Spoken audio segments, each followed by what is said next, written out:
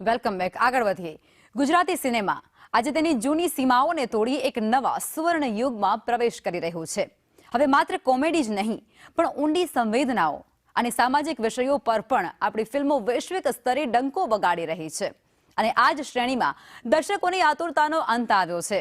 જેની રાહ જોવાઈ રહી હતી તેવી અત્યંત ભાવનાત્મક અને હૃદયસ્પર્શી ફિલ્મ ચોરંગી તમારા નજીકના સિનેમાઘરોમાં રિલીઝ થઈ ચૂકી છે. ફિલ્મ વિશે વાત કરીએ તો ચોરંગી એ માત્ર મનોરંજન નથી પણ માનવીય લાગણીઓના તાણાવાણાની ગૂંથાયેલી એક સફર છે.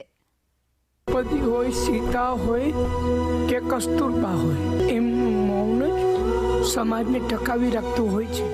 ગુજરાતી સિનેમાના પડદે એક મનોરંજક અને લાગણીથી ભરપૂર નજરાણું દર્શકો માટે આવ્યું છે ફિલ્મ ચોરંગીના રૂપમાં. સિનેમામાં સંવેદનશીલતા, વાસ્તવિકતા, સકારાત્મકતા અને આશાઓની વાર્તાઓ લઈને આવી છે ફિલ્મ ચોરંગી. ત્યારે ફિલ્મના ટ્રેલરથી જ ફિલ્મ જોવાની ઈચ્છા રાખનારા દર્શકોએ ફિલ્મની એક એક પળને માણી અને પોતાના ફિલ્મ વિશેના પ્રતિભાવ રજૂ કર્યા. ચોરંગી મૂવી ખૂબ જ સરસ એક ફિલ્માંકન થયેલું છે.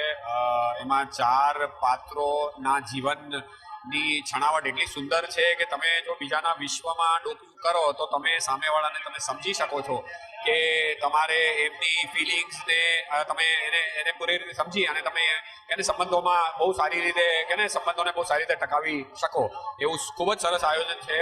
ફિલ્મ છે એટલે જરૂરથી જોવા જશો. ફિલ્મ એકદમ બેસ્ટ હતી અને એની સિનેમેટોગ્રાફી મૂવીનું નામ જ એવું છે કે ચોરંગી એટલે કે 4 પ્રકારના અલગ અલગ રંગ જોવા મળે છે અને એબ્સોલ્યુટલી બધાએ જ આ મૂવી જોવી જોઈએ.